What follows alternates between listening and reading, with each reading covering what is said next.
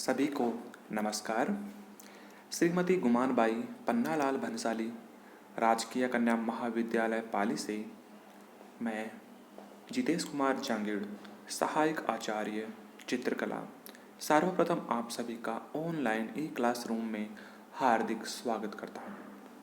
जैसे कि हम बीए द्वितीय वर्ष के चित्रकला विषय के अंतर्गत विभिन्न इकाइयों एवं उनमें भी विभिन्न अध्यायों का अध्ययन कर रहे हैं। इसी क्रम में आज हम अध्ययन करेंगे प्रागैतिहासिक कालीन चित्रकला की। जी हाँ, प्रागैतिहासिक काल एक ऐसा समय जहाँ के कोई लिखित साक्ष्य हमारे पास मौजूद नहीं है और यह ऐसा काल है जो इतिहास से भी पहले का है। प्राग प्लस इतिहास अर्थात इतिहास से पूर्व के काल को प्रागैतिहासिक काल कहते हैं, जिसका समय जो है माना गया है 30,000 ईसा पूर्व से 3,000 ईसा पूर्व तक। और अगर हम बात करें इस समय की चित्रकला की, तो ये वो समय था जब आदि मानव जो मनुष्य का जो स्थान था वो आदि मानव की श्रेणी में आता था, क्योंकि वो इतना सभ्य नहीं था। और चूँकि सभ्यता जिसे हम पढ़ते हैं सिंधु नदी घाटी सभ्यता के नाम से, जहाँ अनेकों स्थान पे यह सभ्यता जो है पनपी थी। मोहनजोदड़ो, हड़प्पा, ये मेन जो है स्थान मुख्य है।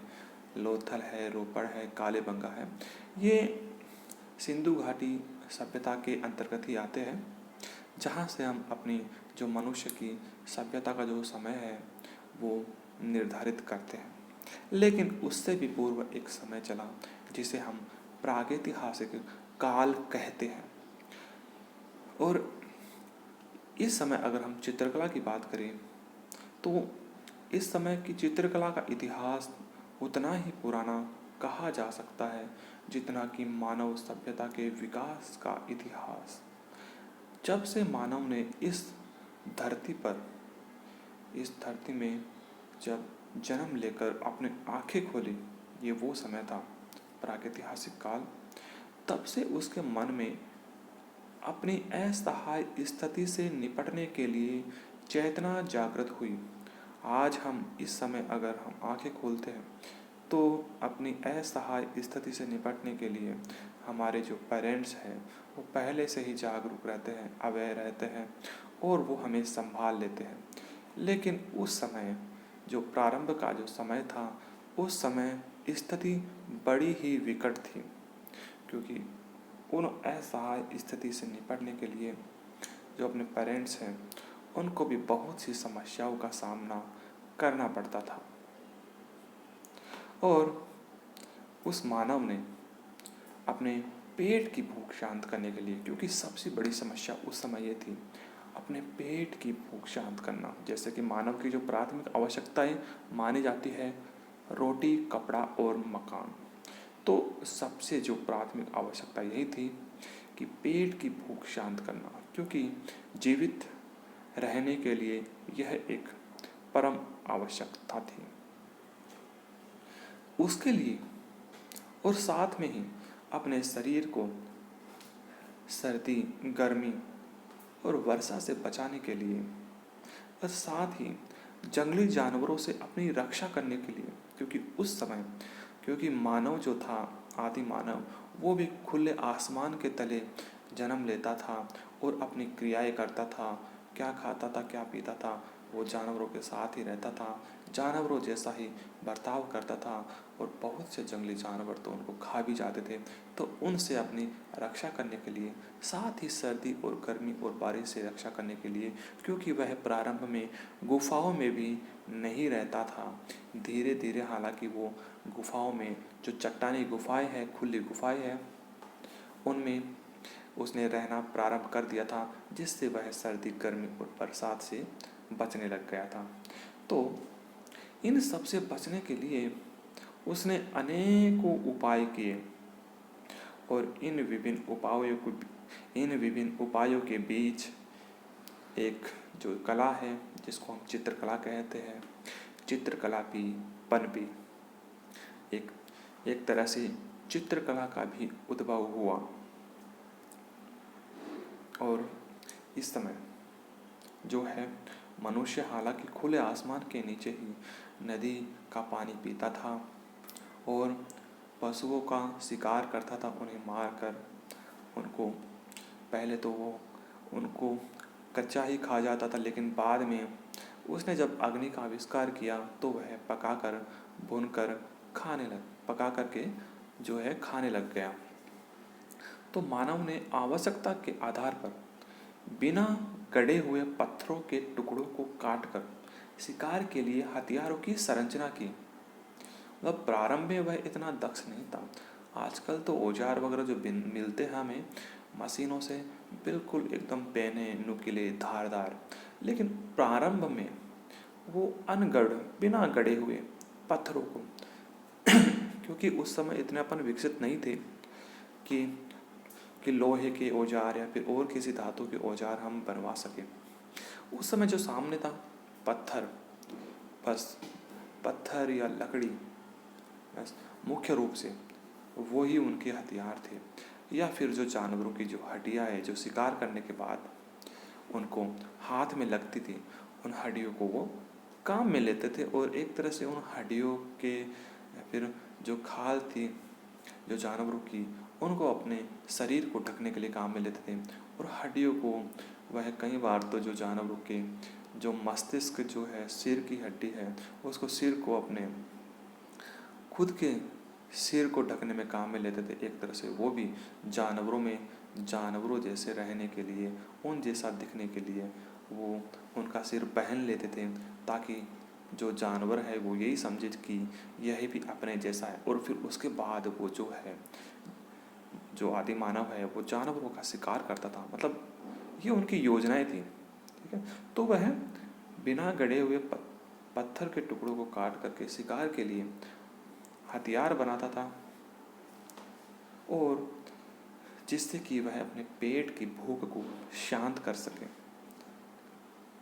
धीरे धीरे कुछ समय पश्चात इसी क्रम में वह अपनी सुरक्षा के लिए गुफाओं में शरण लेने लग गया।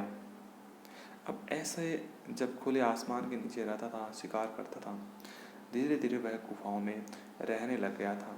क्योंकि उस समय भी कुछ जानवर ऐसे थे जो गुफाओं में रहते थे, तो आदि मानव भी गुफाओं में रहने लग गया था। और उसने अपने जीवन की कोमल भावनाओं में आखेट की गति और पशुओं की मनोहारी छवि को अनुभव किया, और जिसको उसने रंगों से सनी तुलिका तथा नुकीले पत्थर से गुफाओं तथा चट्टानों की कठोर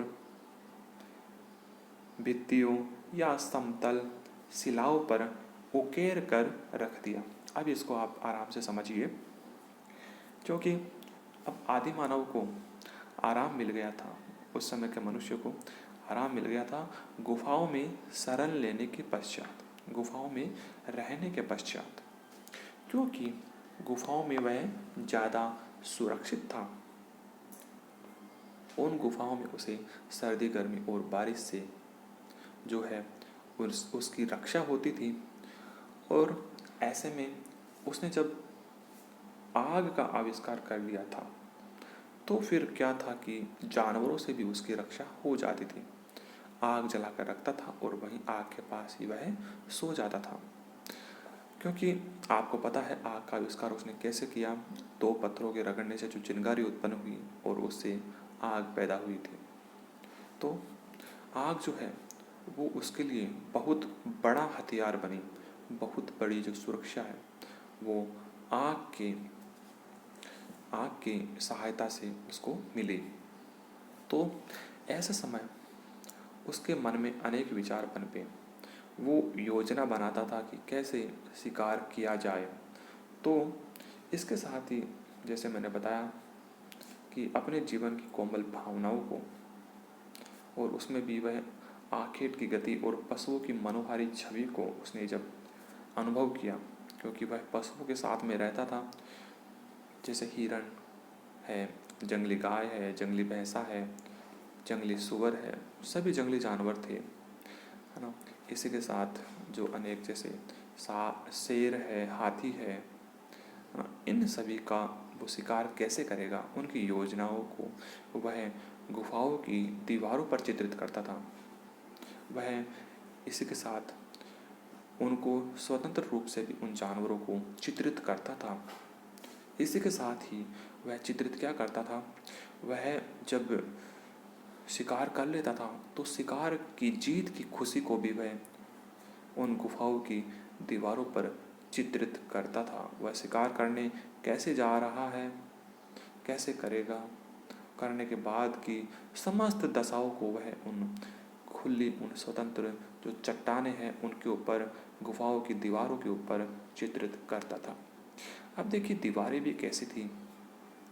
दीवारें, आज की दीवारें जो होती है वो पलस्तर किए हुए होती है, लेकिन उस समय की जो चट्टानी जो दीवारें थी वो बिना किसी पलस्तर किए हुए थी। चट्टानों पर कोई पलस्तर नहीं था। मैं आपको आगे कुछ चित्र दिखाऊंगा जिससे आपको पता लगेगा। कोई पलस्तर नहीं था और कोई समतल दीवारें नहीं थी। कुछ चट्टानें ऐसी थी जो स्वतंत्र और खुली थी, जैसे बाहर जो होती है गुफाओं के बाहर की चट्टानें, और जहाँ वह रहता था गुफाओं में, उन दीवारों पर और गुफाओं की छतों पर भी वह चित्रण करता था। उस समय कोई तूलिका नहीं थी, जैसे आज जो ब्रश जो है हम काम में लेते हैं आज जो ब्रश हम काम में लेते हैं, तो उस समय वो जो पेड़ों की जड़ें होती हैं उनको कूट करके, या कोई एक विशेष प्रकार का पेड़ होता था उनकी जड़ों को कूट करके वो जो है ब्रश बनाता था। जैसे कि हम पहले कली का लेप करने के लिए एक कौंची जो है काम में लेते थे, वो भी ऐसे ही पेड़ों के रेशों से ही बनी होती थी, और जिससे हम जो है अपने मकानों की दीवारों पर कली का लेप करते थे, पलस्तर करते थे। तो आदि मानव भी कौंची से ही वह दीवारों पर रंग का काम करता था, लेकिन वो कौंची बाद में आई थी। पहले वह पत्थर से, नुकीले पत्थर से ही वह रेखांकन करता था। धीरे धीरे वह रंग की स्थिति में पहुंचा था। बाद में भी 2-3 रंग ही जो है उसके सामने आए थे, जैसे कि गेरू, रामराज, कोयला, काजल, ये जो खनिज रंग है ऐसे, वो बाद में आए थे। पहले वह जो है नुकीले जो पत्थर है उनसे ही रेखांकन करता था। और इसके साथ ही वह जानवरों के खून को भी जो है उन्हीं जानवरों की हड्डियों में डाल करके और फिर जोर से फूंक मारता था, और जिससे जो अपनी जो स्प्रे पद्धति है, और कई बार वह स्टेंसिल या छेपांकन पद्धति जो छापा पद्धति है उससे भी वह चित्र बनाता था। अपने हाथ को चट्टानों पे रखता था और उसके ऊपर जोर से जो है, जैसे उस हड्डी की जो नली है उसमें रंग भरा हुआ होता था, उसमें जोर से फूंक मारता था तो रंग जो है उसके हाथ पर लगता था, और जब उस हाथ को चट्टान की दीवार से हटाता था तो वह हाथ वहाँ पर छप जाता था, क्योंकि हाथ के चारों तरफ वो रंग है लग जाता था। ऐसे भी जो चित्र मिले हैं मैं आपको दिखाऊंगा। तो ऐसे कई प्रकार के जो चित्र है वो उस समय मिले थे। आज के लिए इतना ही, बाकी की जानकारी मैं आपको अगले भाग में दूंगा। धन्यवाद।